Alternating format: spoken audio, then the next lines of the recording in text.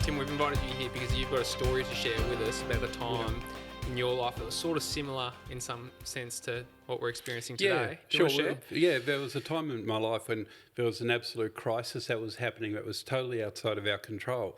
Now, it didn't involve a pandemic, so it was very different in that sense. But back in the 1990s, then Prime Minister Paul Keating talked about a recession that we had to have. Well, a lot of us didn't like the fact that we had to have that recession. And back then I was a director of a financial services company, and as the markets crashed, we found that that business just dried up. It's a bit like today in a way.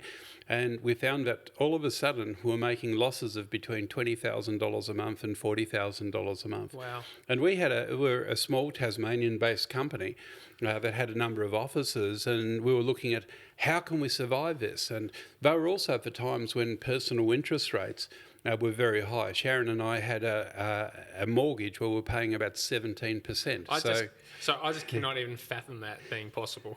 Yeah. Trust So me, that's it was. that housing loan, and then we had a business loan on top That's of right. that. You guys are mad.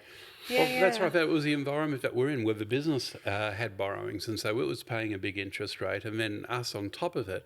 And if one had have gone over, we would have been like a house of cards, and it was a high stress time. And I remember one evening I was sitting at home at the bench in our kitchenette, and stressing about it. And I've been carrying a lot of stress for a period of time. How can we get through this? What if we don't? What if we lose everything? And then, as clearly as day, just some thoughts came through to me. And what occurred to me was this: even if I lose everything, I've still got my family, I've still got my health, and the sun's still going to come up tomorrow, and the day after, and the day after. And I realised that the things that I was struggling to control were actually outside of my control. And just worrying about things that were outside of my control was making me unhealthy.